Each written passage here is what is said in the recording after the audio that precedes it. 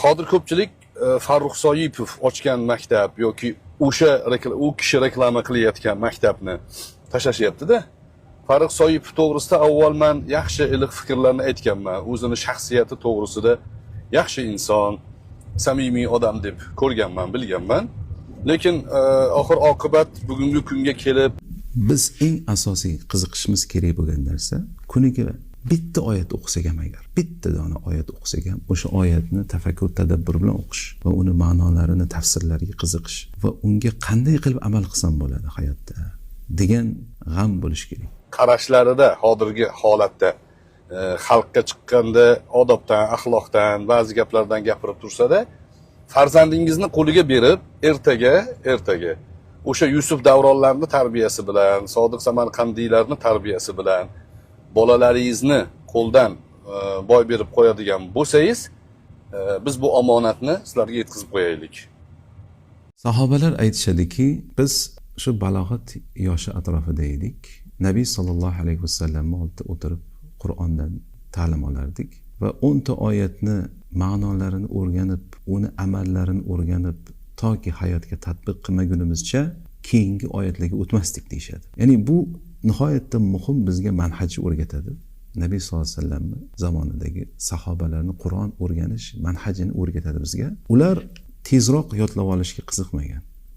Ular tezroq Qur'onni xatm qilishga ham qiziqmagan. Ular oyatlarni har bitta oyatni shoshmasdan o'rganib, ma'nolarini chuqur o'rganib, hayotga tatbiq qilishga qiziqishgan. Chunki Qur'on amal qilish uchun nozil bo'lgan. Farruh Soipov fikr o'laroq, qarash o'laroq nimani tanlasa o'zini ixtiyorida, lekin salafiy bo'ladi. Salafiylar bilan birga yuribdi. Yusuf Davron uni anaqasi, u bilan ko'rishib gaplashgan odamlarning deyarli hammasi e'tirof qilyaptiki, g'irt salafiy bola bo'lib qolgan. Hasan al-Basri rahimahulloh aytgandek, unzilal kitab li yu'mal bihi. Kitob unga amal qilish uchun nozil bo'ldi. Fattakhadhan-nasu qira'atahu amala. Odamlar uni faqatgina qiroatini o'zini amal qilib olishdi degan. U fikrni samarasi, u fikrga mubtalo bo'lib qolgan odamning oqibati musulmonlarni kofir deb o'ldirishgacha boradi. Yangi bid'at tushunchalar, yangi qarashlar bular haqida har doim ogohlantiryapmiz. Chunki ulamolardan biri aytadiki, Qur'onni tushunmasdan bir marta xatm qilgandan ko'ra bitta oyat ustida tafakkur tadabbur qilgan afzal deydi. Farruh Ibn Umar radhiyallohu anhu Baqara surasini yodlashiga 8 yil ketgan ekan. Ibn Umar radhiyallohu anhu Abu Hurayradan keyingi o'rinda turadi hadis rivoyat qilish bo'yicha. Bu degani zehni juda ham o'tkir bo'lgan. U sahobalarni o'zi zamonida odamlar zehni o'tkir bo'lgan sahobalarni, ya'ni bir eshitganda yodlab qoladigan qobiliyati bo'lgan ko'pchilik insonni. Shuning uchun Qur'on yodlashda muammo bo'lmagan. Bo'lib ham ular til egasi bo'lgan. Lekin nimaga o'sha zamonda qorilar kam bo'lgan desa, ular amaliga ko'proq qiziqqan. Chunki Qur'onni shunchaki yodlab olish, shunchaki o'qish va unga amal qilmaslik kishini ziyoniga ishlaydi. Nabiy sallallohu alayhi vasallam aytganlaridek, Al-Qur'anu hujjatun lak aw alayk deganlar. Ya'ni Qur'on insonni foydasiga yoki ziyoniga hujjat bo'ladi. Qanday qilib foydasiga? Agar unga amal qilgan bo'lsa, amal qilib yashagan bo'lsa, uni foydasiga hujjat bo'ladi. Agar unga bilib turib amal qilmagan bo'lsa, ziyoniga hujjat bo'ladi. Shuning uchun sahobalar toki hayotiga tatbiq qilib amalga kirgizmaguncha keyingi oyatlariga shoshishmagan. Soipovni hurmat qilib gapirgan taqdirimda ham shaxsini hurmat qilaman. Fikrlar hurmat qilinmaydi, birodarlar. Bir kishida fikr borligi uni shaxs bo'lganligi uchun hurmat qilinadi, lekin fikrlar mulohaza qilinadi. O'sha Sufyon Savriyni onalari ham bir kuni o'g'illaridan so'raydi. Hadis ilmiga qatnab yurgan paytlarida Sufyon Savriy onalari so'raydiki, bolam yodlagan hadislaringni qanchasiga amal qilsan deydi. Agar amal qila olmayotgan bo'lsang, Allohning hujjatini o'zingga ko'paytirmagin deydi. Ya'ni bu mana shunday onalardan Sufyon Savriylar chiqqanda, bu aslida bular yaxshi tushungan. Farruh Soipovning shaxsini hurmat qilaman, fikrlariga qarshiman. Ya'ni salafiy fikrlardagi odam. Endi maktab ochgan bo'lsa, bu maktabga qo'shqo'llab bolangizni topshirayotgan bo'lsangiz, keyin demadi demang. nimaga aytmaganding sen bilib turib deb Alloh taolo qiyomatda menda so'rashligini oldini olib qo'yish uchun aytib qo'yapman sizlarga. Menda juda ko'p odam tashadida, hammaga bittadan javob berishlik qiyin va undan tashqari demak bu bor bo'lyapti hozir reklama qilishayotganligi uchun juda ham odmi, sodda odamlarning ko'ziga bir ajoyib bir shaklda reklama uslubiga urg'u berishayotganligi uchun Farruh Soipovda aktyorlik, ya'ni rejissyorlik qobiliyati bor. Mana shunaqangi yo'ldan yurayotganligi uchun men sizlarni ogohlantirib qo'yay. Voy a la playa, voy a subir la marea. Eso.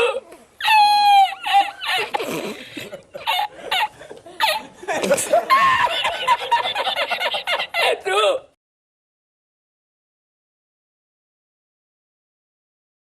Qur'on nozil bo'lishidan maqsad unga amal qilish. Qur'on bu hidoyat kitobi. Uni faqatgina chiroyli nolalar bilan o'qish yoki naqshlar bilan devorga yozib qo'yish, chiroyli muqovalarga solib, shkaflarga solib qo'yish uchun emas, balki u bizga dastur o'laroq, nizom o'laroq, hayotimizni isloh qilish uchun, bizni zulmatdan nurga olib chiqish uchun, bizni jannatga yo'llash uchun bizga nozil bo'lgan kitobdir va u kitobdan biz hidoyatlanishimiz kerak.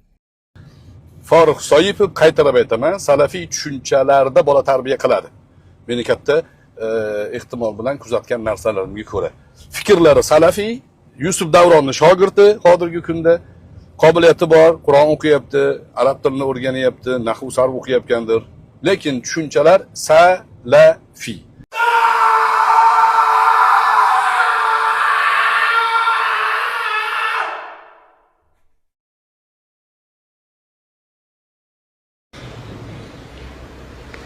Yana davomida 3-chi, yana min ikramillahi azza va jalla ikrama zi sultonin adil deganlar.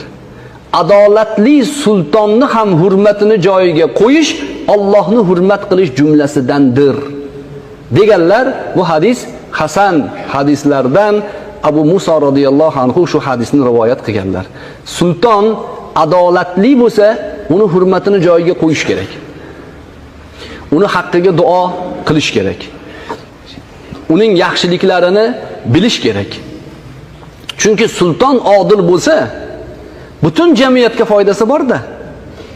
Men adolat qilsam, meni atrofim foyda ko'radi mendan. Sulton adolat qilsa, butun jamiyat foyda ko'radi. Fuzayl ibn Ayyod radhiyallohu rahimahulloh aytadilar: agar mening bir dona ijobat bo'ladigan duoyim bo'lsa, o'sha duoni sultonni haqqida qilaman degan. Nimaga? Sulton yaxshi bo'lib qolsa, butun xalq foyda ko'radi. Buni ko'ryapsiz-ku. To'g'rimi? Buni ko'ryapsiz-ku. To'g'rimi? Buni ko'ryapsiz-ku. To'g'rimi? Agar saltanatdagi odam diyonatli bo'lsa, do'ppingizni osmonga otarkansiz-da. Musulmonni g'amini, tashvishini yerkan. Hozir men juda ta'sirlandim peshindagi namozda. Hokim buva kelyaptilar masjidda. Peshinni siz bilan o'qiyman, bir joyda shundoq bir va'dam bordek, o'shanga peshindan oldin duoingizni olib ketay deb turibdi hokim. 5 vaqt namozga qatnaydi deydi imom domla. Tarovihga qatnarkanlar, hokimiyat yaqin ekanda. Men u kishiga aytdim, mana shu diyonatli bo'lish, hokimni diyonatli bo'lishi xalqqa foyda desam, ya bitta emas, hozir podshomiz ham shunaqa deydi. Diyonatli deydi. O'shani yana sharofati deyapti. Podshomiz ham shunaqa deydi. Diyonatli deydi. O'shani yana sharofati deyapti. Podshomiz ham shunaqa deydi. Diyonatli deydi. O'shani yana sharofati deyapti. Bunaqa masjidlarda ibodatlarimizni qilishligimizga albatta odil saltanatni hissasi bor. Odil saltanatni hissasi bor. Odil saltanatni hissasi bor. Buni mana payg'ambar alayhissalatu vassalomning hadislaridan ko'rib turibmiz. Allohni ulug'lash jumlasidan. Yuqoridagi hadis, ya'ni hadis u Rasululloh sallallohu alayhi va sallamdan kelyapti. Allohni ulug'lashga teng deyilyapti. Allohni ulug'lashga teng deyilyapti. Allohni ulug'lashga teng deyilyapti.